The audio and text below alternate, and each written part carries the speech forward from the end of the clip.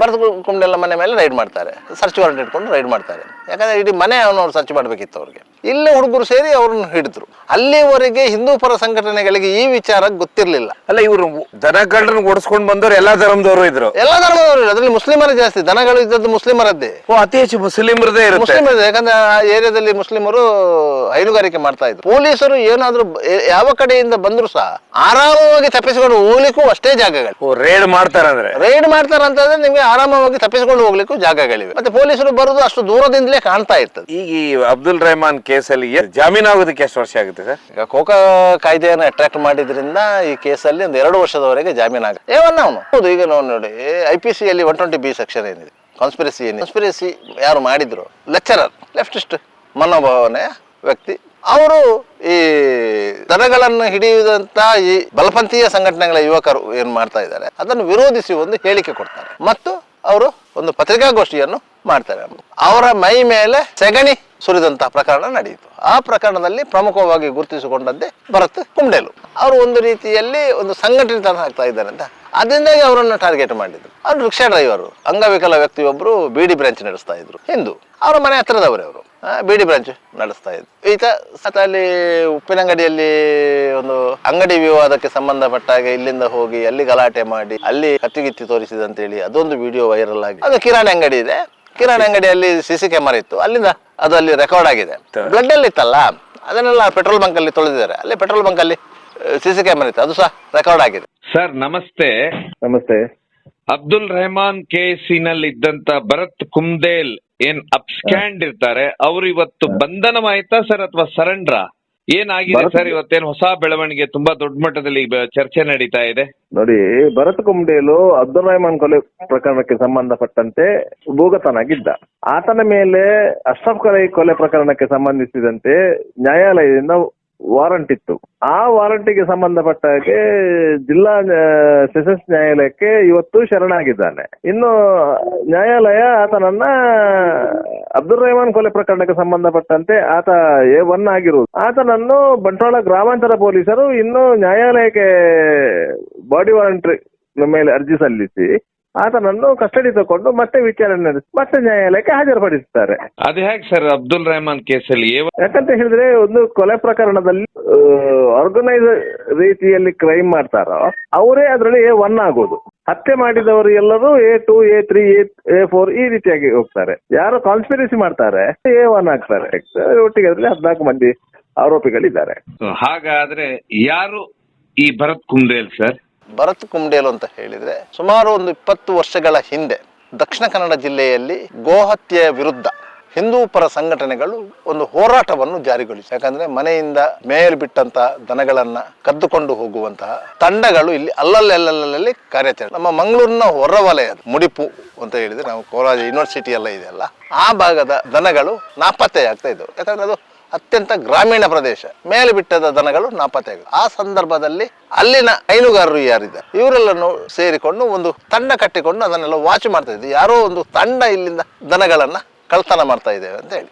ಆಗ ಒಂದು ತಂಡ ಅವರ ಕೈಗೆ ಸಿಕ್ಕಿ ಬೀಳ್ತದೆ. ಸಿಕ್ಕಿ ಬಿದ್ದಾಗ ಇವರನ್ನು ಜನ ಸ್ಥಳೀಯರು ಸೇರಿದ್ರು ಅಂತ ಹೇಳಿ ಅವರು ಓಡ್ತಾರೆ. ಓಡುವಾಗ ಅವರು ಬೆನ್ನಾಡ್ತಾರೆ. ಕೊನೆಗೆ ಆ ತಂಡ ಬಂದು ಎಕ್ಕೂರು ಅಂತ ಒಂದು ಪ್ರದೇಶ ಇದೆ, ಸಂಪೂರ್ಣವಾಗಿ ಹಿಂದೂ ಪರ ಸಂಘಟನೆಗಳು ಪ್ರಬಲವಾಗಿದ್ದಂಥ ಒಂದು ಏರಿಯಾ ಅದು. ಎಕ್ಕೂರು ಬಾಬಾ, ಎಕ್ಕೂರು ಸೀನಾ ಇವರೆಲ್ಲ ಇದ್ದಂಥವ್ರು. ಅಲ್ಲಿ ಬಂದು ಅವರು ಸಿಕ್ಕಾಕೊಳ್ತಾರೆ. ಇವರನ್ನು ಓಡಿಸಿಕೊಂಡು ಬಂದವರೆಲ್ಲ ಅಲ್ಲಿ ಮುಸ್ಲಿಮರಿದ್ರು, ಕ್ರಿಶ್ಚಿಯನ್ರಿದ್ರು, ಹಿಂದೂಗಳು ಕಡಿಮೆ ಸಂಖ್ಯೆಯಲ್ಲಿದ್ರು. ಆದ್ರೆ ದನ ಕದ್ಕೊಂಡು ಬಂದವರೆಲ್ಲ ಮುಸ್ಲಿಮರು. ಇಲ್ಲೇ ಹುಡುಗರು ಸೇರಿ ಅವರನ್ನು ಹಿಡಿದ್ರು. ಅಲ್ಲಿವರೆಗೆ ಹಿಂದೂ ಪರ ಸಂಘಟನೆಗಳಿಗೆ ಈ ವಿಚಾರ ಗೊತ್ತಿರಲಿಲ್ಲ. ಅಲ್ಲ, ಇವರು ದನಗಳನ್ನ ಓಡಿಸ್ಕೊಂಡು ಬಂದವರು ಎಲ್ಲಾ ಧರ್ಮದವರು ಇದ್ರು. ಎಲ್ಲಾ ಧರ್ಮದವರು, ಅದರಲ್ಲಿ ಮುಸ್ಲಿಮರೇ ಜಾಸ್ತಿ. ದನಗಳು ಇದ್ದದ್ದು ಮುಸ್ಲಿಮರದ್ದೇ.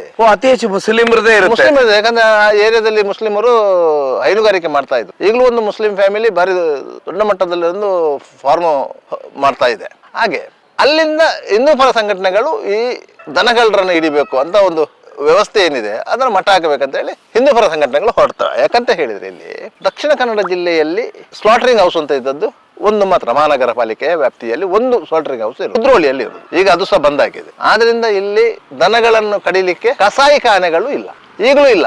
ಆದ್ರೆ ಮಂಗಳೂರಿನ ಬಹುತೇಕ ಹೋಟೆಲ್ಗಳಲ್ಲಿ ಕೆಲವು ದನದ ಮಾಂಸದ ಎಲ್ಲ ರೀತಿಯ ನಿಮ್ಗೆ ಖಾದ್ಯಗಳು ಸಿಗುತ್ತೆ. ಆದ್ರೆ ಅವರಿಗೆ ದನದ ಮಾಂಸ ಇಲ್ಲಿಂದ ಸಪ್ಲೈ ಆಗ್ತದೆ ಅಂತ ಪ್ರಶ್ನೆ ಇರುವುದು. ಇದು ಏನಂತ ಹೇಳಿದ್ರೆ, ಈ ಕದ್ದ ದನಗಳನ್ನ ಇಲ್ಲದ್ರೆ ಪರ್ಚೇಸ್ ಮಾಡಿದ ದನಗಳನ್ನ ಯಾವುದಾದ್ರೂ ಒಂದು ಮನೆ ಹಿಂಬದಿಯಲ್ಲಿ ಒಂದು ಶೆಡ್ ಕಟ್ಟಿ ಆ ಶೆಡ್ಡಿನಲ್ಲಿ ಹತ್ಯೆ ಮಾಡಿ ಮುಂಜಾನೆ ವೇಳೆಗೆ ಅದನ್ನು ಸಾಗಿಸಿ ಹೋಟೆಲ್ಗಳಿಗೆ ಡಿಸ್ಟ್ರಿಬ್ಯೂಟ್ ಮಾಡುವಂತ ಒಂದು ವ್ಯವಸ್ಥೆಗಳು ಇಲ್ಲಿ ನಡೀತಾ ಇತ್ತು. ಆಗ್ಲೂ ನಡೀತಾ ಇತ್ತು, ಈಗಲೂ ನಡೀತಾ ಇದೆ. ಇಂತಹ ಸಂದರ್ಭದಲ್ಲಿ ಹಿಂದೂ ಪರ ಸಂಘಟನೆಗಳು ಈ ಗೋಹತ್ಯೆ ನಿಷೇಧ ಕಾಯ್ದೆ ಹೇಗೂ ಇದೆ, ಅದನ್ನ ಜಾರಿ ಮಾಡಲಿಕ್ಕೆ ಪೊಲೀಸರು ಅವಕಾಶ ಮಾಡಿಕೊಡ್ತಾ ಇಲ್ಲ. ಅದರಿಂದಾಗಿ ಪೊಲೀಸರ ಮೇಲೆ ಒತ್ತಡ ಹೇರಲಿಕ್ಕೆ ಅಂತ ಹೇಳಿ ಇವರು ಅಲ್ಲಲ್ಲಿ ಒಂದು ತಂಡಗಳನ್ನು ಮಾಡಿ ದನಗಳನ್ನು ಹಿಡಿಯುವಂತಹ ಕೆಲಸವನ್ನ ಮಾಡಿದ್ರು ಒಂದೊಂದು ಏರಿಯಾದಲ್ಲಿ. ಅಂತಹ ಸಂದರ್ಭದಲ್ಲಿ ಭರತ್ ಕುಂಬ್ಡೇಲು ಮತ್ತು ಇತರ ಯುವಕರು ಒಂದು ತಂಡವಾಗಿ ಅದರ ಕಾರ್ಯಾಚರಣೆಗೆ ಇಳಿ. ಇದೇ ಸಂದರ್ಭದಲ್ಲಿ ಕೆಲವೊಂದು ಘಟನೆಗಳು ನಡೀತದೆ. ಘಟನೆಗಳು ನಡೆದಾಗ ಒಬ್ರು ಲೆಕ್ಚರರ್, ಲೆಫ್ಟಿಸ್ಟ್ ಮನೋಭಾವನೆಯ ವ್ಯಕ್ತಿ, ಅವರು ಈ ದನಗಳನ್ನು ಹಿಡಿಯುವಂತ ಈ ಬಲಪಂಥೀಯ ಸಂಘಟನೆಗಳ ಯುವಕರು ಏನ್ ಮಾಡ್ತಾ ಇದ್ದಾರೆ ಅದನ್ನು ವಿರೋಧಿಸಿ ಒಂದು ಹೇಳಿಕೆ ಕೊಡ್ತಾರೆ ಮತ್ತು ಅವರು ಒಂದು ಪತ್ರಿಕಾಗೋಷ್ಠಿಯನ್ನು ಮಾಡ್ತಾರೆ. ಮಾಡುವಾಗ ಅವರನ್ನ ಇವರು ಟಾರ್ಗೆಟ್ ಮಾಡ್ತಾರೆ. ಹಿಂದೂ ಪರ ಸಂಘಟನೆಗಳ ಕಾರ್ಯಕರ್ತರ ಮೇಲೆ ಇವರು ಗೋಬೆ ಕೂರಿಸ್ತಾ ಇದ್ದಾರೆ ಅಂತ. ಅಂತ ಸಂದರ್ಭದಲ್ಲಿ ಅವರನ್ನು ಇದೇ ಪಂಪ್ವೆಲ್ ಬಸ್ ನಿಲ್ದಾಣದ ಬಳಿ ತಡೆದು ನಿಲ್ಲಿಸಿ ಅವರ ಮೈ ಮೇಲೆ ಸೆಗಣಿ ಸುರಿದಂತಹ ಪ್ರಕರಣ ನಡೆಯಿತು. ಆ ಪ್ರಕರಣದಲ್ಲಿ ಪ್ರಮುಖವಾಗಿ ಗುರುತಿಸಿಕೊಂಡದ್ದೇ ಭರತ್ ಕುಂಬ್ಡೇಲು. ಆದ್ರೆ ಅದರ ನಂತರ ಅದರಿಗೆ ಸಂಘಟನೆಯಲ್ಲಿ ಜವಾಬ್ದಾರಿಯ ಸ್ಥಾನಮಾನಗಳು ಸಿಕ್ಕಿತ್ತು. ಅಲ್ಲಿ ಕೇಸ್ ಆಗ್ಲಿಲ್ಲ, ಕೇಸ್ ಆಯ್ತು. ಕೇಸ್ ಸೆಗಣಿ ಸುರಿದದ್ದು ಕೇಸು ಏನು ಅಂತ ಗಂಭೀರ ಪ್ರಕರಣ ಏನೂ ಅಲ್ಲ, ಕೇಸ್ ಆಯ್ತು. ಅಂತ ಕೇಸುಗಳು ಅವರ ಮೇಲೆ 10-20 ಕೇಸುಗಳಾಗಿವೆ. ಯಾಕಂತ ಹೇಳಿದ್ರೆ ಈ ಭರತ್ ಕುಂಬ್ಡೇಲು ಅಂತ ಹೇಳಿದ್ರೆ ಅವನು ಬಂದಿರುವಂತ ಪ್ರದೇಶ ಇದೆ ಅಲ್ಲ, ಅದು ಹಿಂದೂ ಮುಸ್ಲಿಂ ಸಂಘರ್ಷದ ಪ್ರದೇಶ. ಕುಂಬ್ಡೇಲ್ ಅಂತ ಇರುವುದು ಏನಂತ ಹೇಳಿದ್ರೆ ರಾಷ್ಟ್ರೀಯ ಹೆದ್ದಾರಿ ಬೆಂಗಳೂರು ರಾಷ್ಟ್ರೀಯ ಹೆದ್ದಾರಿ ಏನಿದೆ, ಫರಂಗಿಪೇಟೆಯಿಂದ ಮುಂದಕ್ಕೆ 3 ಕಿಲೋಮೀಟರ್ ಹೋದಾಗ ಮಾರಿಪ್ಪಳ್ಳ ಅಂತ ಒಂದು ಜಂಕ್ಷನ್ ಸಿಗುತ್ತೆ ಕಡೆಗೋಳಿ. ಅಲ್ಲಿಂದ ಲೆಫ್ಟಿಗೆ ಹೋದ್ರೆ ನೀವು ನೇರವಾಗಿ ಪೊಳ್ಳಿ ದೇವಸ್ಥಾನದ ಕಡೆಗೆ ರೋಡ್ ಹೋಗ್ತದೆ. ಅದು ಸೀದಾ ಟರ್ನ್ ಆಗಿ ಬಂದು ಮಂಗಳೂರಿಗೆ ಸೇರ್ತದೆ. ಅಂತ ಕಡೆಗೋಳಿಯಿಂದ ಮುಂದಕ್ಕೆ ಹೋಗಿ ಲೆಫ್ಟ್ ಸೈಡಿಗೆ ಹೋದ್ರೆ ಅಲ್ಲಿ ಸುಮಾರು 150-200 ಮನೆಗಳಿರುವಂತಹ ಒಂದು ಗುಡ್ಡ ಇದೆ. ಅದರ ಒಳಗೆ ಅಷ್ಟು ಮನೆಗಳಿವೆ. ಆ ಪ್ರದೇಶಕ್ಕೆ ಕುಂಬ್ಡೇಲು ಅಂತ, ಅಲ್ಲಿಂದ ನಡ್ಕೊಂಡು ಹೋದ್ರೆ ನಿಮ್ಗೆ ಪರಂಗಿಪೇಟೆಗೆ ಬರ್ಲಿಕ್ಕೂ ಆಗುತ್ತೆ. ಅಂತ ಪ್ರದೇಶದಲ್ಲಿ ಅವನ ಮನೆ ಇರುವುದು. ಅದೆಲ್ಲ 5 ಸೆನ್ಸ್ ಜಾಗ ಒಂದು ಕಾಲದಲ್ಲಿ ಸಿಕ್ಕಿದಂಥದ್ದು. ಆ ಜಾಗದಲ್ಲಿ ಅಲ್ಲಿ ಮನೆ ಕಟ್ಟಿಕೊಂಡು ಪ್ರವಾಹ ಬಂದಾಗ 74ರ ಪ್ರವಾಹ ಬಂದ ಸಂದರ್ಭದಲ್ಲಿ ನೆರೆಪೀಡಿತ ಅವರಿಗಿದ್ದಾರೆ, ಅವರಿಗೆ ಸರ್ಕಾರಿ ಭೂಮಿಯನ್ನು 5 ಸೆನ್ಸ್ ಆಗಿ ಕೊಟ್ಟಿರುವಂತ. ಅದರ ಪಕ್ಕದಲ್ಲಿ ಅಲ್ಲಿ ಕೋರ್ದಬ್ಬು ದೇವಸ್ಥಾನ ಇದೆ. ಈ ರೀತಿಯಾಗಿ ಅದಕ್ಕೆ ಒತ್ತಟ್ಟಿಗಾಗಿ ಇರುವುದೇ ನಿಮ್ಗೆ ಮಾರಿಪಳ್ಳ. ಆದ್ರೆ ಅಲ್ಲಿ ಇವರ ಮಧ್ಯೆ ಅಲ್ಲಿ ಅಂತ ಗಲಾಟೆಗಳಾಗಲಿಲ್ಲ. ಇಂತಹ ಮಾರಿಪಳ್ಳದ ಆಜುಬಾಜಿನಲ್ಲಿ ಇದ್ದದ್ದು ಕುಂಬ್ಡೇಲು. ಆ ಕುಂಬ್ಡೇಲಿನಿಂದ ಬಂದವನೇ ಭರತ್ ಕುಂಬ್ಡೇಲು. ಅಲ್ಲಿ ಫಸ್ಟ್ ಮರ್ಡರ್ ಕೇಸ್ ಈ 10 ಹಲವು ಪ್ರಕರಣಗಳಲ್ಲಿ ಇದರ ಮೇಲೆ ದಾಖಲಾಗಿದ್ದು. ಯಾವುದು ಅದರಲ್ಲಿ ಹೆಚ್ಚಿನ ಪ್ರಕರಣಗಳೆಲ್ಲ ದನ ಸಾಗಾಟವನ್ನು ತಡೆದಂತಹ ಪ್ರಕರಣಗಳು. ಈ ದನ ಸಾಗಾಟವನ್ನು ಇವರು ತಡೆಯುವಂತ ಸಂದರ್ಭದಲ್ಲಿ ಪೊಲೀಸರು ಇವರ ಮೇಲೆ ಹಾಕುವಂತ ಕೇಸುಗಳು ಏನಾಗ್ತಿತ್ತು, ಇವರ ಮೇಲೆ IPC ಸೆಕ್ಷನ್ 394, 395 ಈ ರೀತಿ ಸೆಕ್ಷನ್ಗಳಾಗ್ತಾ ಇತ್ತು. ಯಾಕಂದ್ರೆ 7 ಮಂದಿಗಿಂತ ಜಾಸ್ತಿ ಒಂದು ಗುಂಪು ಇದ್ದು ಒಂದು ಕೃತ್ಯ ಮಾಡಿದ್ರೆ ಅದರಲ್ಲಿ ದರೋಡೆ ಆದ್ರೆ ಅದು ಡಕಾಯಿತಿಗೆ ಬರ್ತದೆ, 394ಗೆ ಬರುತ್ತೆ, ಇಲ್ಲದ್ರೆ 395ಗೆ ಬರುತ್ತೆ. ಆ ರೀತಿಯ ಪ್ರಕರಣಗಳನ್ನು ದಾಖಲಿಸಿ. ಯಾಕಂದ್ರೆ ಇವರು ಟೋಟಲಿ ಆಗಿ ಇಂತಹ ಒಂದು ಚಟುವಟಿಕೆಗಳನ್ನ ನಿಯಂತ್ರಿಸಬೇಕು ಎನ್ನುವುದು ಪೊಲೀಸರ ಇರಾದೆ ಆಗಿತ್ತು. ಅದರಿಂದಾಗಿ ಕಾನೂನಲ್ಲಿ ಇರುವಂತ ಗರಿಷ್ಠ ಅವಕಾಶಗಳನ್ನ ಅವರು ಬಳಸಿಕೊಳ್ಳು. ಅದರಿಂದಾಗಿ ಇವರು ಆ ಪ್ರಕರಣಗಳೆಲ್ಲ ಇವರು ಜೈಲಿಗೆ ಹೋಗಿದ್ರು, ಜೈಲಿಂದ ಹೊರಗೆ ಬಂದಿದ್ರು. ಸಹಜವಾಗಿ ಇವರಿಗೆ ವ್ಯವಸ್ಥೆಯ ವಿರುದ್ಧ ಹೋರಾಡುವಂತ ಛಲ ಮೂಡಿತು. ಅದರಿಂದಾಗಿ ಒಂದು 10 ಬಾರಿ ಪೊಲೀಸ್ ಸ್ಟೇಷನ್ಗೆ ಹೋಗೋದು, ಜೈಲಿಗೆ ಹೋಗೋದು, ವಕೀಲರನ್ನು ಸಂಭಾಳಿಸುವುದು, ಈ ರೀತಿಯಲ್ಲಿ ಅನುಭವ ಆಗಿಬಿಟ್ರೆ ಮತ್ತೆ ಅವರು ಅಂತಹ ಫೀಲ್ಡ್ ಅಲ್ಲಿ ಮುಂದುವರಿತಾರೆ, ಎಕ್ಸ್ಪರ್ಟ್ ಆಗಿ ಬಿಡ್ತಾರೆ. ಆ ರೀತಿಯಾಗಿ ಬೆಳೆದು ಬಂದಂತ ಹುಡುಗ ಭರತ್ ಕುಂಬ್ಡೇಲು. ಮತ್ತೊಂದು ಏನಂತ ಹೇಳಿದ್ರೆ ಇವರಿಗೆ ಅನುಕೂಲ ಏನು ಅಂತ ಹೇಳಿದ್ರೆ, ಇವನ ಮನೆ ಇರುವುದು ಮುಖ್ಯ ರಸ್ತೆಯಿಂದ ಸುಮಾರು 1 ಕಿಲೋಮೀಟರ್ ಒಳ ಭಾಗದಲ್ಲಿ ರಸ್ತೆ ಇದೆ ಅಲ್ಲಿವರೆಗೆ ಹೋಗ್ಲಿಕ್ಕೆ. ಪೊಲೀಸರು ಏನಾದ್ರೂ ಯಾವ ಕಡೆಯಿಂದ ಬಂದ್ರು ಸಹ ಆರಾಮವಾಗಿ ತಪ್ಪಿಸಿಕೊಂಡು ಹೋಗ್ಲಿಕ್ಕೂ ಅಷ್ಟೇ ಜಾಗಗಳು. ರೇಡ್ ಮಾಡ್ತಾರಂತಂದ್ರೆ ನಿಮ್ಗೆ ಆರಾಮವಾಗಿ ತಪ್ಪಿಸಿಕೊಂಡು ಹೋಗ್ಲಿಕ್ಕೂ ಜಾಗಗಳಿವೆ. ಮತ್ತೆ ಪೊಲೀಸರು ಬರುದು ಅಷ್ಟು ದೂರದಿಂದಲೇ ಕಾಣ್ತಾ ಇತ್ತು. ಆದ್ರಿಂದ ಇವರು ಆ ಭೌಗೋಳಿಕ ಪರಿಸರ ಏನು ಇವರಿಗೆ ಸ್ವಲ್ಪ ಅನುಕೂಲ ಆಗಿತ್ತು. ಅದರಿಂದಾಗಿ ಭರತ್ ಕುಂಬ್ಡೇಲು ಮತ್ತು ಅವನ ಒಟ್ಟಿಗಿದ್ದ ಹುಡುಗರೆಲ್ಲ ಒಂದು ಸಂಘವಾಗಿ, ಒಂದು ಗುಂಪಾಗಿ ಗುರುತಿಸಿಕೊಂಡಿದ್ರು. ಅವರು ಅದರ ನಂತರದ ಇದು ಬಂದದ್ದು ಅಶ್ರಫ್ ಕಲಾಯಿ ಕೊಲೆ ಪ್ರಕರಣದಲ್ಲಿ. ಯಾಕೆ ಸರ್ ಇವರು ಅಶ್ರಫ್ ಕಲಾಯಿ ಮಾಡ್ತಾರೆ ನೋಡಿ, ಅಶ್ರಫ್ ಕಲಾಯಿ ರಿಕ್ಷಾ ಡ್ರೈವರು. ಕಲಾಯಿ ಅಂತ ಒಂದು ಸಣ್ಣ ಪ್ರದೇಶದಲ್ಲಿ ಅಲ್ಲಿ SDPI ಸಂಘಟನೆಯಲ್ಲಿ ಅವನು ಸಕ್ರಿಯವಾಗಿದ್ದ. ಆ ಸಂಘಟನೆಯಲ್ಲಿ ಇದ್ದಂತ ಹುಡುಗ. ಸಾರ್ವಜನಿಕವಾಗಿ ಅವನಿಂದ ಯಾವ ತೊಂದರೆಯೂ ಇರಲಿಲ್ಲ. ಅದರಿಂದಾಗಿ ಅವನ ಮೇಲೆ ಇವರು ಟಾರ್ಗೆಟ್ ಮಾಡಿದ್ದು ಯಾಕಂತ ಹೇಳಿದ್ರೆ, ಅಲ್ಲಿ ಫಲ್ಗುಣಿ ನದಿಯಲ್ಲಿ ಹೊಯ್ಗೆ ಬಿಸಿನೆಸ್ ನಡೀತಾ ಇತ್ತು, ಮರಳುಗಾರಿಕೆ ನಡೀತಾ ಇತ್ತು. ಅದಕ್ಕೆ ಅಲ್ಲಿ ಇವರ ಸಂಘಟನೆಯ ಮೂಲಕ ಅವರು ತಡೆ ಹೊಡ್ತಾ ಇದ್ರು. ಅದರಲ್ಲಿ ಪ್ರಮುಖನಾಗಿದ್ದವನು ಅಶ್ರಫ್ ಕಲಾಯಿ. ಅಲ್ಲಿ ಅವರು ಏನು ಮಾಡಿದ್ರು ಅಂತ ಹೇಳಿದ್ರೆ, ಈ PFI ಸಂಘಟನೆ ಒಟ್ಟಿಗೆ ಅಲ್ಲೊಂದು ಸಂಘ ಪರಿವಾರದ ರೀತಿಯಲ್ಲಿ ಒಂದು ರೂಟ್ ಮಾರ್ಚು ಅದು ಎಲ್ಲ ಪ್ರಭತ್ ಬೇರಿ ಈ ರೀತಿಯಾಗಿ ಮಾಡ್ತಾರಲ್ಲ, ಆ ರೀತಿಯಾಗಿ ಈ PFI ಅವರು ಮಾಡಿದ್ರು. ಅವರೊಂದು ಕೇರಳದಲ್ಲಿ ಭಾರಿ ದೊಡ್ಡ ರೂಟ್ ಮಾರ್ಚ್ ಮಾಡಿದ್ದಾರೆ, ಫ್ರೀಡಮ್ ಮಾರ್ಚ್ ಅಂತ ಹೇಳಿ. ಅದಕ್ಕೆ ಪೂರ್ವಭಾವಿಯಾಗಿ ಇಲ್ಲಿ ಇವರು ಅದನ್ನು ಮಾಡಿದ್ರು. ಒಟ್ಟಾರೆಯಾಗಿ ಆ ಪ್ರದೇಶದಲ್ಲಿ ಅವರು ಒಂದು ರೀತಿಯಲ್ಲಿ ಒಂದು ಸಂಘಟನೆ ಆಗ್ತಾ ಇದ್ದಾರೆ ಅಂತ, ಅದರಿಂದಾಗಿ ಅವರನ್ನು ಟಾರ್ಗೆಟ್ ಮಾಡಿದ್ರು. ಅವರು ರಿಕ್ಷಾ ಡ್ರೈವರು, ಅಂಗವಿಕಲ ವ್ಯಕ್ತಿಯೊಬ್ಬರು BD ಬ್ರಾಂಚ್ ನಡೆಸ್ತಾ ಇದ್ರು, ಹಿಂದೂ, ಅವರ ಮನೆ ಹತ್ತಿರದವರೇ ಅವರು, BD ಬ್ರಾಂಚ್ ನಡೆಸ್ತಾ ಇದ್ರು. ಅವರನ್ನು BD ಬ್ರಾಂಚ್ಗೆ ಕರ್ಕೊಂಡೆಲ್ಲ ಬರ್ತಾ ಇದ್ದದ್ದು ಇದೇ ರಿಕ್ಷಾ ಡ್ರೈವರು. ಬೆಂಜನ ಪದವ ಅಂತ ಒಂದು ಪ್ರದೇಶ, ಅಲ್ಲಿ ಒಂದು ಕೈಗಾರಿಕಾ ಪ್ರಾಂಗಣ ಇದೆ, ಅಲ್ಲಿ ಕರಾವಳಿ ಸೈಟ್ ಅಂತ ಹೇಳಿ ಒಂದು 10-100 ಮನೆಗಳಿವೆ. ಅಲ್ಲಿಗೆ ಅವರು ಬಿಡಿ ತೆಗಿಲಿಕ್ಕೆ ಅಂತ ಬರ್ತಾ ಇದ್ರು. ಬಿಡಿಯಲ್ಲೇ ಹೊಗಸೊಪ್ಪು ನೂಲು ಎಲ್ಲ ಕೊಟ್ಟಿರ್ತಾರೆ, ಬಿಡಿ ಕೆಲಸ ಕಟ್ಟೋದು. ಅವರು ವಾರಕ್ಕೆ 2 ದಿವಸಕ್ಕೊಮ್ಮೆ ದಿನವ ಅವರು ತಂದು ಅಲ್ಲಿ ಒಂದು ಕಡೆಯಲ್ಲಿ ಕೊಡ್ತಾರೆ. ಆಗ ಅವರು ಅದು ಬಂದು ಅದನ್ನು ಕಲೆಕ್ಟ್ ಮಾಡುವವರು ಇವರ ರಿಕ್ಷಾದಲ್ಲಿ ಬರುವುದು, ದುಡ್ಡು ಕೊಟ್ಟು ಹೋಗೋದು, ದುಡ್ಡು ಅವರು ಮಜೂರಿ ಕೊಟ್ಟು ಹೋಗ್ತಾ ಇದ್ರು. ಅಂತ ವ್ಯಕ್ತಿಯನ್ನ ಕರ್ಕೊಂಡು ಬರ್ತಾ ಇದ್ದು ಈ ಅಶ್ರಫ್.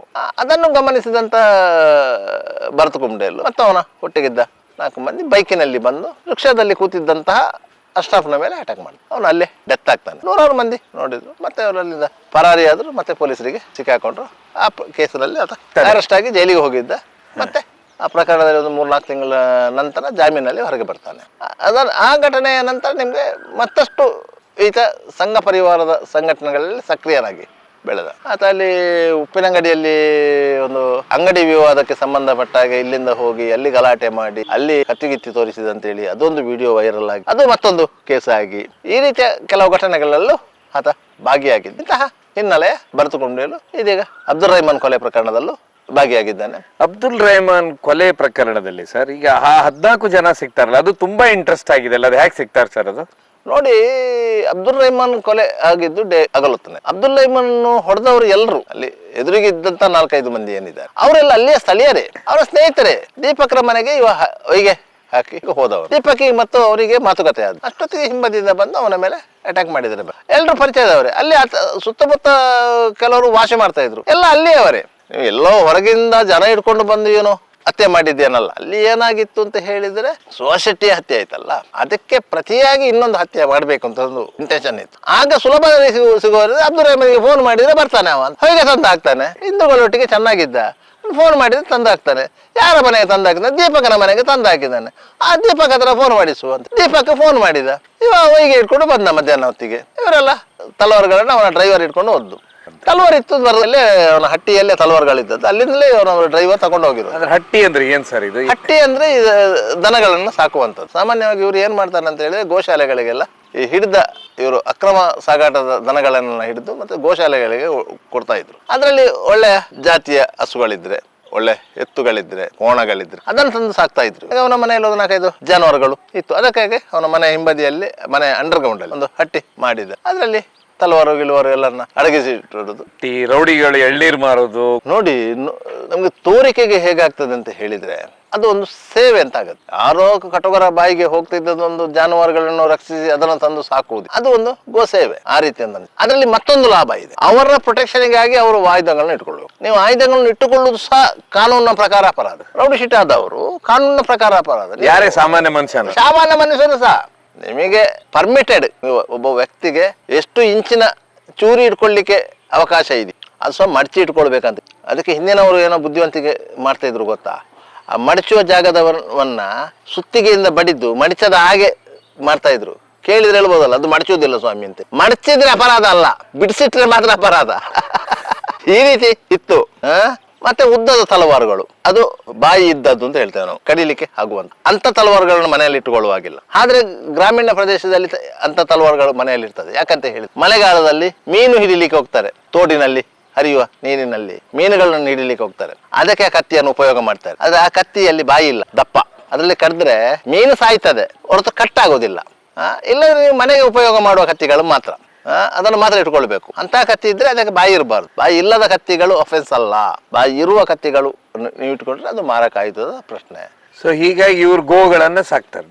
ಹಾಗಾಗಿ ಇವರು ಗೋಗಳನ್ನು ಸಾಕ್ತಾರೆ. ಆ ಕತ್ತಿಗಳನ್ನೆಲ್ಲ ಅದರ ಹುಲ್ಲಿನಡಿಯಲ್ಲಿ ತರಗಳಲ್ಲಿ ನಾವು ಗೊಬ್ಬರ ಅಂತ ನಾವೇನ್ ಹೇಳ್ತೇವೆ, ಆ ಗೊಬ್ಬರದ ಅಡಿಯಲ್ಲಿ ಇಡ್ತಾರೆ. ಅವರ ಮೇಲೆ ದಾಳಿ ಆದ್ರೆ ಇವರಿಗೆ ಗೊತ್ತಿರ್ತಲ್ಲ ಎಲ್ಲಿರ್ತದೆ ಅಂತ ಹೇಳಿ. ಸಾಮಾನ್ಯವಾಗಿ ರೌಡಿಗಳ ಮನೆ ಮೇಲೆ ಇನ್ನೊಂದು ರೌಡಿ ತಂಡ ದಾಳಿ ಮಾಡೋದು ಕಷ್ಟ, ಕಡಿಮೆ. ಯಾಕಂದ್ರೆ ಅವನು ಎಚ್ಚರದಿಂದ ಇರ್ತಾನೆ. ಅವನ ಪ್ರೊಟೆಕ್ಷನ್ಗೆ ಬೇಕಾಗಿ ಏನಾದ್ರು ಸುತ್ತುಗಳನ್ನ ಇಟ್ಟುಕೊಂಡಿರ್ತಾನೆ ಅಂತ ಗೊತ್ತಿದೆ. ಯಾವ ರೌಡಿ ಆದ್ರೂ ಸಹ ಮೀಟರ್ ಇರುವುದು ಎಲ್ಲರಿಗೂ ಅಷ್ಟೇ. ದೊಡ್ಡ ಮೀಟರ್ ಇದ್ದವರು ಯಾರು ಇರುವುದಿಲ್ಲ. ಆದ್ರಿಂದಾಗಿ ಅವನು ಎದುರಿಸುವಂತ ಪ್ರಯತ್ನವನ್ನು ಮಾಡೇ ಮಾಡ್ತಾನೆ. ಅಂತ ಸಂದರ್ಭದಲ್ಲಿ ಅವನಿಗೆ ಇದ್ದ ಕತ್ತಿ ಧೈರ್ಯ ಕೊಡ್ತದೆ. ಕತ್ತಿ ಕೈಯಲ್ಲಿ ಇಲ್ಲದಿದ್ರೆ ಅವ ಓಡ್ತಾನೆ. ಬಹುತೇಕ ಹತ್ಯೆ ಪ್ರಕರಣಗಳಲ್ಲಿ ನೋಡಿ, ರೌಡಿಗಳ ಹತ್ಯೆ ಪ್ರಕರಣ, ರೌಡಿ ಕೈಕಾಲು ಬಿಟ್ಟು ಸತ್ತದ್ದೇ ಹೊರತು ತಿರುಗಿ ನಿಂತು ಬದುಕಿದ್ದಿಲ್ಲ. ಹೊಡೆದಾಡಿ ಹೊಡೆದಾಟ ಯಾರು ಹೊಡಿಲಿಕ್ಕೆ ಬಂದ್ರ ಅವನಿಗೆ ಏನು ಗಾಯ ಆಗ್ಲಿಲ್ಲ, ಹತ್ಯೆಗೆ ಒಳಗಾದ್ರ ಅವನಿಗೆ ಗಾಯ ಆಗಿರುವುದು. ಗೋಸ್ ಹಾಕುವುದನ್ನು ನೆಪ ಮಾಡ್ಕೋತಾರೆ, ಕತ್ತಿಗಳನ್ನ ಇಟ್ಕೊಳ್ತಾರೆ. ನೀವು ಒಂದು ಸಣ್ಣ ಉದಾಹರಣೆ ಹೇಳ್ತೀವಿ, ಎಳ್ನೀರು ಅಂತ ಹೇಳಿದ್ರೆ ಸರ್, ಎಳ್ನೀರು ಇಡುವುದು. ಯಾವ್ದು ಅದು ಎಳ್ನೀರು ಇಡುದು ಯಾಕೆ ಅಂತ ಹೇಳಿ, ಎಳ್ನೀರು ಕತ್ತಲಿಕ್ಕೆ ನೀವೊಂದು ಕತ್ತಿ ಇಟ್ಕೊಳ್ಳೇಬೇಕು. ಈ ಹೂ ಮಾರಾಟ ಮಾಡುವವನು ಅವನ ಮೇಲೆ ಒಂದು ಟಾರ್ಗೆಟ್ ಇದೆ ಅಂತ ಅದ ಕೂಡಲೇ ಅವ 4 ಎಳ್ನೀರು ತಂದು ಇಟ್ಟುಕೊತಾನೆ. ಅದನ್ನು ಕೊಯ್ಲಿಕ್ಕಾದ್ರೆ ಕತ್ತಿ ಇಡಬೇಕು. ಪೊಲೀಸರು ಬಂದು ಕೇಳುವಾಗಿಲ್ಲ ಕತ್ತಿ ಯಾಕೆ ನಿನ್ನ ಹತ್ರ ಅಂತ ಹೇಳಿ, ಎಳ್ನೀರು ಕೊಚ್ಚಲಿಕ್ಕೆ. ಈ ರೀತಿಯ ಉಪಾಯಗಳು ಆ ಭರತಕುಂಡಲ್ ಮನೆಯ ಮೇಲೆ ರೈಡ್ ಆಯ್ತು. ಯಾಕಂದ್ರೆ ಇವರು ಹೇಳಿದ್ರಲ್ಲ, ಸಿಕ್ಕಿ ಬಿದ್ದ ಆರೋಪಿಗಳು ಕತ್ತಿ ತಂದದ್ದು. ಹೇಗೆ ಸಿಕ್ಕಿ ಬೀಳ್ತಾರೆ ಸರ್ ಇವರು? ಅವರು ನೋಡಿ, ಅದು ಏನು ವ್ಯವಸ್ಥಿತ ರೀತಿಯಲ್ಲಿ ಎಸ್ಕೇಪ್ ಪ್ಲಾನ್ ಮಾಡಿದಂತ ಮರ್ಡರ್ ಏನಲ್ಲ. ಅವ್ರು ಯಾರು ಪ್ರೊಫೆಷನಲ್ಗಳು ಅಲ್ಲ, ವೃತ್ತಿಪರ ಅಲ್ಲ. ಅವರಿಗೆ ಯಾರಿಗೂ ಒಂದು ಸರಿಯಾದ ರೀತಿಯಾದ ಗೈಡೆನ್ಸ್ ಇರಲಿಲ್ಲ. ನೀವು ಅಲ್ಲಿ ಮಾಡಬೇಕು, ಇಲ್ಲಿ ಬಂದು ಸೇರ್ಬೇಕು, ಇಲ್ಲಿಂದ ನಿಮಗೆ ಒಂದು ವೆಹಿಕಲ್ ಇದೆ, ಆ ವೆಹಿಕಲ್ ಅಲ್ಲಿ ಕೂತ್ಕೊಳ್ಬೇಕು, ನಿಮ್ಮನ್ನೊಂದು ಕಡೆ ಕೊಂಡೋಗಿ ಬಿಡ್ತಾರೆ, ನೀವು ಅಲ್ಲಿ ಇರಬೇಕು. ಇಂಥ ಗೈಡೆನ್ಸ್ ಇರಲಿಲ್ಲ. ಆದ್ರಿಂದಾಗಿ ಅವರು ಅಲ್ಲಿ ಮಾಡಿದ್ದಾರೆ. ರೈಮನನ್ನ ಅಲ್ಲಿಂದ ಬೇರೆ ಬೇರೆ ಕಡೆಗಳಲ್ಲಿ ಶಿಫ್ಟ್ ಆಗಿದ್ದಾರೆ. ಅಲ್ಲಿಂದ ಬಂದವರು ನೇರವಾಗಿ ಕಲ್ಪನೆ ಜಂಕ್ಷನ್ಗೆ ಬಂದ್ರೆ, ಅಲ್ಲಿಂದ ಕೆಳಗೆ ಒಂದು ಕಿರಾಣಿ ಅಂಗಡಿ ಇದೆ. ಕಿರಾಣಿ ಅಂಗಡಿಯಲ್ಲಿ CC ಕ್ಯಾಮರಾ ಇತ್ತು, ಅಲ್ಲಿಂದ ಅದು ಅಲ್ಲಿ ರೆಕಾರ್ಡ್ ಆಗಿದೆ. ಆಯ್ತು, ಅಲ್ಲಿಂದ ನೀವು ಪೆಟ್ರೋಲ್ ಬಂಕ್ ಹತ್ರ ಬಂದೆ. ಪೆಟ್ರೋಲ್ ಬಂಕ್ ಅಲ್ಲಿ ನೀರಿತ್ತು, ನೀರಲ್ಲೆಲ್ಲ ಕೈಯೆಲ್ಲ ತೊಳೆದಿದ್ದಾರೆ. ಬ್ಲಡ್ ಅಲ್ಲಿ ಇತ್ತಲ್ಲ, ಅದನ್ನೆಲ್ಲ ಪೆಟ್ರೋಲ್ ಬಂಕ್ ಅಲ್ಲಿ ತೊಳೆದಿದ್ದಾರೆ. ಅಲ್ಲಿ ಪೆಟ್ರೋಲ್ ಬಂಕ್ ಅಲ್ಲಿ CC ಕ್ಯಾಮರಾ ಇತ್ತು, ಅದು ಸಹ ರೆಕಾರ್ಡ್ ಆಗಿದೆ. ಅಲ್ಲಿಂದ ಅವರು ಅಲ್ಲಿ ಹತ್ತಿರದೊಂದು ಮನೆಗೆ ಹೋಗಿದೆ. ಮನೆಗೆ ಹೋಗಿ ಲೋಕಲ್ನವರಲ್ಲ ಹುಡುಗರು, ಮಾಮೂಲಿಯಾಗಿ ಬರುವಂತ ಹುಡುಗರು ಅಲ್ವಾ, ಅಲ್ಲಿ ಅವರು ಕೂತಿದ್ದಾರೆ. ಮತ್ತೆ ಅಲ್ಲಿಗೆ ರಾತ್ರಿ ಊಟಕ್ಕೆ ಅಲ್ಲಿ ಹೋಟ್ಲಿಗೆ ಒಂದು ಫೋನ್ ಮಾಡಿದ್ದಾರೆ. ಹೋಟ್ಲ್ನವರು ಅಲ್ಲಿಗೆ ಊಟ ತಂದು ಕೊಟ್ಟಿದ್ದಾರೆ. ಅದು ಸಹ CC ಕ್ಯಾಮರಾದಲ್ಲಿ ರೆಕಾರ್ಡ್ ಆಗಿದೆ. ಇಷ್ಟೊತ್ತಿಗೆ ಪೊಲೀಸರು ಏನು ಮಾಡ್ತಾರೆ, ವಾಟಿಗೆ ಬರುವಾಗ ಬೈಕ್, ಟೂ ವೀಲರ್, ಸ್ಕೂಟರು ಇಂಥದ್ರಲ್ಲಿ ಬಂದಿರ್ತಾರೆ. ಆ ರೀತಿಯಾಗಿ ಬಂದಿದ್ದಾರೆ. ಅದೆಲ್ಲ ಮತ್ತೆ ಆ ರೀತಿಯಾಗಿ ಅವರು ಓಡಿದ್ದಾರೆ. ಮರುದಿವಸ ಏನ್ ಮಾಡಿದ್ದಾರೆ, ಮತ್ತೊಂದು ಕಡೆಗೆ ಹೋಗ್ಲಿಕ್ಕೆ ಹೋಗಿದ್ದಾರೆ. ಪೊಲೀಸರಿಗೆ ಮಾಹಿತಿ ಸಿಕ್ಕಿ ಒಂದು 3 ಮಂದಿಯನ್ನ ಅಲ್ಲಿ ಬ್ರಹ್ಮರಗುಟ್ಲ ಹತ್ರ ಒಳಗೆ ಒಂದು ದೇವಸ್ಥಾನದ ಪಕ್ಕದಲ್ಲಿ ಅವರನ್ನು ಪೊಲೀಸರು ಹಿಡಿದಿದ್ದಾರೆ. 3 ಮಂದಿ ಸಿಕ್ಕಿದ ಮೇಲೆ ಮತ್ತೆ ಬಾಕಿಯವರು ಒಬ್ಬೊಬ್ಬೊಬ್ಬೊಬ್ಬರನ್ನು ಹಿಡ್ಕೊಂಡು ಬಂದಿದ್ದಾರೆ. ತಪ್ಪಿಸಿಕೊಳ್ಳುವ ಸಾಧ್ಯತೆ ಇದೆ. ಒಂದು 15 ದಿವಸ 20 ದಿವಸ ಬೇರೆ ಬೇರೆ ಕಡೆಯಲ್ಲಿ ಇದ್ರು. ಒಂದು 3 ಮಂದಿ ಹೋಗಿ ಅಲ್ಲಿ ಚಿಕ್ಕಮಂಗ್ಳೂರು ಜಿಲ್ಲೆಯಲ್ಲಿ ಒಂದು ಕಡೆಯಲ್ಲಿ ಅವರಿಗೆ ಶೆಲ್ಟರ್ ಕೊಟ್ಟವರನ್ನು ಪೊಲೀಸರು ಕರ್ಕೊಂಡು ಬಂದ್ರು.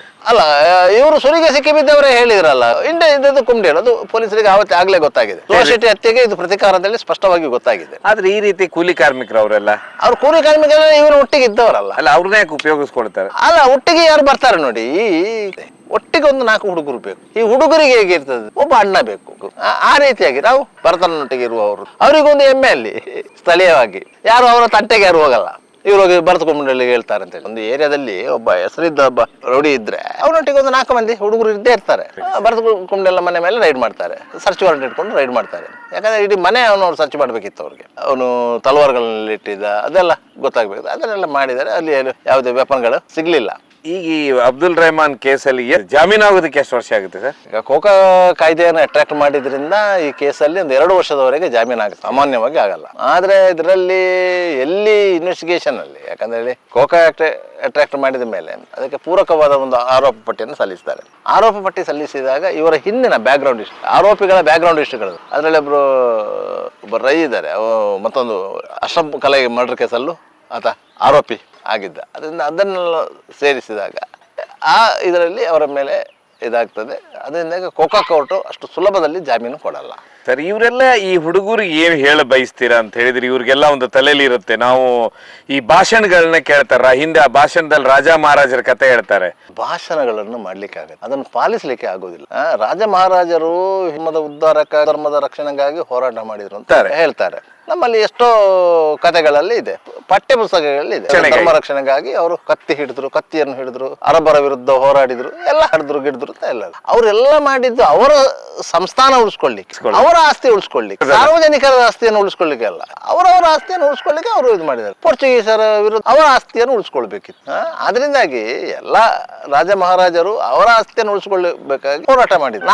ನಾವು ಯಾರ ಆಸ್ತಿಯನ್ನು ಉಳಿಸ್ಕೊಳ್ಳಿಕ್ಕೆ ಹೋಗುದು? ದೇಶವನ್ನು ಉಳಿಸ್ಕೊಳ್ಳಿಕ್ಕೆ ಈ ದೇಶದಲ್ಲಿ ಒಂದು ಸಂವಿಧಾನ ಇದೆ, ಕಾನೂನು ಇದೆ, ಒಂದು ಆಡಳಿತ ವ್ಯವಸ್ಥೆ ಇದೆ, ಎಲ್ಲವೂ ಇದೆ, ಪೊಲೀಸ್ ಇದೆ, ಎಲ್ಲವೂ ಇದೆ, ಮಿಲಿಟರಿ ಇದೆ, ಎಲ್ಲವೂ ಇದೆ. ನಾವಿಲ್ಲಿ ಸಾರ್ವಜನಿಕರು ಇಲ್ಲಿ ಊರಲ್ಲಿ ಇಟ್ಟುಕೊಂಡು ನಾವೇ ಯಾರ ವಿರುದ್ಧ ಹೋರಾಟ ಮಾಡೋದು? ನಾವು ಹೊಡೆದಾಡ್ತಾ ಇದ್ದೇವೆ. ನಾವು ಹೊಡೆದಾಡುದು ಯಾರ ವಿರುದ್ಧ ಅಂತ ನಾವು ಹೊಡೆದಾಡುದು ಯಾರ್ದು? ನಮ್ಮದೇ ಸಹೋದರರ ವಿರುದ್ಧ ಹೊಡೆದಾಡುದು. ನಮಗೆ ಮತ್ತು ಅವರಿಗೆ ಏನು ವೈಯಕ್ತಿಕ ದ್ವೇಷಗಳಿಲ್ಲ, ಆಸ್ತಿ ಪಾಲಿನ ತಗಾದೆ ಇಲ್ಲ. ನಾವ್ಯಾರ ವಿರುದ್ಧ ಹೋರಾಡುವುದು? ಯಾವುದೋ ಒಂದು ವಿಷಯ ಇದ್ದ ಮೇಲೆ ನಮಗೆ ಮತ್ತು ಅವರಿಗೆ ಭಿನ್ನಾಭಿಪ್ರಾಯ ಇರಬಹುದೇ ಹೊರತು ಅದನ್ನು ಮಾತುಕತೆ ಮೂಲಕ ಪರಿಹರಿಸಿಕೊಳ್ಳಬೇಕೇ ಹೊರತು. ನೋಡಿ, ಅಬ್ದುಲ್ ರೆಹಮಾನ್ ನೋಡಿ, ಅಮಾಯಕ, ಅವನು ವೈಗ ವ್ಯಾಪಾರ ಮಾಡಿಕೊಂಡು ಜೀವನ ಅಲ್ಲಿ. ಯಾಕಂದ್ರೆ ಅಲ್ಲಿ ಲೋಕಲ್ ಅಲ್ಲಿ ಏನೇ ಕಷ್ಟಗಳಾದ್ರೂ ಸುರಿಗೆ ಓಡಿ ಬರುವುದೇ ಅಬ್ದುಲ್ ರೆಹಮಾನ್. ಯಾಕಂತ ಹೇಳಿದ್ರೆ ಅವನ ಹತ್ರ ಒಂದು ವಾಹನ ಇತ್ತು, ಯಾರಿಗಾದ್ರೂ ಹುಷಾರಿಲ್ಲದಾಯ್ತು, ಅವರನ್ನು ಹಾಸ್ಪಿಟ್ಲಿಗೆ ಕೊಂಡೋಗ್ಬೇಕು, ಅವನ ವಾಹನದಲ್ಲಿ ಕೊಂಡೋಗ್ತಾನೆ. ಅಲ್ಲಿ ಸಾರ್ವಜನಿಕ ಗಣೇಶೋತ್ಸವ ಆಗ್ತದೆ, ಆಗ ವಾಹನ ಬೇಕು, ರಕ್ತದಾನ ಶಿಬಿರ ಮಾಡ್ತಾನೆ. ಈ ರೀತಿಯಾಗಿ ಒಂದು ಸಮಾಜಮುಖಿಯಾಗಿ ಬೆಳೆದ ಹುಡುಗ. ಇವ್ರು ಏನ್ ಸಾಧಿಸಿದ್ರು ಅವನ್ನ ಹೊಡೆದು? ಏನು ಸಾಧಿಸಲಿಲ್ಲ. ಈಗ ಏನೂ ಸಾಧಿಸಲಿಕ್ಕೆ ಸಾಧ್ಯ ಆಗಿತ್ತು. ಈಗ ಕೇಸ್ ಹಾರಿಸ್ಕೊಂಡು ಊರೇರು ಸುತ್ತುವಂತ ಕೆಲಸ ಆಗಿದೆ. ಅವ್ರ ಮನೆಯವ್ರದ್ದು? ಅವರ ಮನೆಯವ್ರದ್ದು. ಈಗ ಅಬ್ದುಲ್ ರೆಹಮಾನ್ ಅವರ ಮನೆಯವರಿಗಾದ್ರೆ ಒಂದು ಬೆಳೆದಂತ ಮಗ, ದುಡಿದು ಸಾಕುವಂತ ಮಗ ಕಳ್ಕೊಂಡಂಥದ್ದು. ಈ 13 ಮಂದಿ 14 ಮಂದಿ ಇದ್ದಾರಲ್ಲ, ಇವರ ಮನೆಯವರ ಪರಿಸ್ಥಿತಿ ಏನಿದೆ? ಇವರ ಮನೆಯವರಿಗೆ ಇವರು ದುಡಿದು ಇವರ ಮನೆಯವರಿಗೆ ತಂದು ಹಾಕ್ಬೇಕಿತ್ತಲ್ಲ. ಈಗ ಇವರನ್ನು ಸಾಕುವಂತ ಪರಿಸ್ಥಿತಿ ಮನೆಯವರಿಗೆ ಬಂತಲ್ಲ. ಈಗ ಪೊಲೀಸ್ ಸ್ಟೇಷನ್ ಹೋಗ್ಬೇಕು, ಜೈಲಿಗೆ ಹೋಗ್ಬೇಕು, ದುಡ್ಡು ಖರ್ಚು. ಇನ್ನು ಯಾವುದೇ ಸರ್ಕಾರಿ ನೌಕರಿ ಸಿಗುದಿಲ್ಲ. ಇಲ್ಲ, ಸರ್ಕಾರಿ ನೌಕರಿ ಸಿಕ್ಕುದಿಲ್ಲ. ಅವ್ರಿಗೆ ಯಾರು ನೌಕರಿಯೂ ಕೊಡುವುದಿಲ್ಲ. ಸರ್ಕಾರಿ ನೌಕರಿ ಬಿಡಿ, ಬೇರೆ ಖಾಸಗಿ ಸಂಸ್ಥೆಗಳು ಅವರಿಗೆ ನೌಕರಿ ಕೊಡುವುದಿಲ್ಲ. ಮದುವೆ ಆಗ್ಬೇಕಾದ್ರೂ ಕಷ್ಟ, ನಿಮ್ಗೆ ಬೇರೆ ಕೆಲಸ ಮಾಡುವುದಾದ್ರೆ ಕಷ್ಟ. ಅವನ ಮೇಲೆ ಒಂದು ಹಣೆಪಟ್ಟಿ ಬಂತಲ್ಲ, ರೌಡಿ ಕೊಲೆಗಾರ. ಭಾಷಣ ಮಾಡಿದವರು, ಸಮಾಜವನ್ನು ದಿಕ್ಕು ತಪ್ಪಿಸಿದವರು, ಜನರ ತಲೆಯಲ್ಲಿ ಉಳ ಬಿಟ್ಟವರು ಎಲ್ಲರೂ ಆರಾಮವಾಗಿ ಇರೋದು. ಅವರು ಅಧಿಕಾರ ಪಡ್ಕೊಳ್ತಾರೆ, ಅಧಿಕಾರ ಅನುಭವಿಸ್ತಾರೆ, ಎಲ್ಲವೂ ಮಾಡ್ತಾರೆ. ದಾರಿಯಲ್ಲಿ ಬಿದ್ದದ್ದು ಯಾರು? ಈ ರೀತಿ ಕೂಲಿ ಕಾರ್ಮಿಕರು ಇವರೆಲ್ಲ ದಾರಿಯಲ್ಲಿ ಬೀಳುದು. ಅಂತ ವ್ಯವಸ್ಥೆಗಳೇ ಕಡಿಮೆ ಆಗಿದೆ. ಯಾರ ಬಗ್ಗೆನೂ ತಲೆ ಕೆಡಿಸ್ಕೊಳ್ಳೋದು, ಯಾರ ಬಗ್ಗೆನೂ ಕೇಳಿದ್ರೆ ಹೇಳ್ತಾರೆ, ನಾವು ಹೇಳಿದೆವು ನೀವು ಹೋಗಿ ಅಲ್ಲಿ ತಲೆ ಕಡೀರಿ ಅಂತ ಹೇಳಿ. ಮೊಬೈಲ್ ನೋಡಿ ಹೋಗೋದು, ಸ್ಟೇಟಸ್ ನೋಡ್ಕೊಂಡು ಹೋಗೋದು, ಸ್ಟೇಟಸ್ ನಾವು ಮನೆಯಲ್ಲಿ ಕೂತ್ಕೊಂಡು ಹಾಕೋದು. ಅದರಿಂದ ಪ್ರೇರಿತಾಗಿ ಯುವ ಬೀದಿಯಲ್ಲಿ ಹೋಗಿ ಎಡ ಆಗೋದು. ತಾಕತ್ತಿದ್ರೆ ಬಾ ಅಂತ ಅವನು ಹೇಳೋದು, ಎಲ್ಲಿಗೆ ಬರ್ಬೇಕಂತ ಹೇಳುವುದು. ಅವ ಸ್ಟೇಟಸ್ ಹಾಕುವುದೇ ಫೇಕ್ ಐಡಿಯಲ್ಲಿ, ಬರುವುದು ಎಲ್ಲಿಗೆ? ಇಡೀ ಸಮಾಜದ ಹಾದಿ ತಪ್ಪಿದೆ ಇದು. ಚಾರ್ಜ್ ಶೀಟ್ ಅಲ್ಲಿ ಏನ್ ಮಾಡಿದಾರೆ ಸರ್? ಪ್ರಥಮ ಏವನ್ನ ಅವನು ಏನ್ ಹೇಳ್ತೀರಾ? ಹೌದು. ಈಗ ನಾವು ನೋಡಿ, IPC ಯಲ್ಲಿ 120B ಸೆಕ್ಷನ್ ಏನಿದೆ, ಕಾನ್ಸ್ಪಿರಸಿ ಯಾರು ಮಾಡಿದ್ರು ಅವರು A1 ಆಗ್ತಾರೆ, ಮತ್ತೆಲ್ಲ ಅದರ ನಂತರ ಬರ್ತಾರೆ. ಆದ್ರೆ A1 ಇಂದ A14 ವರೆಗೆ ಎಲ್ಲರೂ ಜೊತೆಯಾಗಿ ಒಟ್ಟಿಗೆ ಹೋಗುದು, ಒಂದೇ ಸಾಲಿನಲ್ಲಿ. ಪ್ರತ್ಯೇಕತೆ ಇರುವುದಿಲ್ಲ, ವ್ಯತ್ಯಾಸ ಇಲ್ಲ. ಒಂದನೇವನು ದೊಡ್ಡವನು, ಲಾಸ್ಟಿನವನು ಚಿಕ್ಕವನು ಅಂತದ್ದಿಲ್ಲ ಕಾನೂನಲ್ಲಿ. ಕಾನೂನು ಎಲ್ಲರಿಗೂ ಒಂದೇ ರೀತಿ.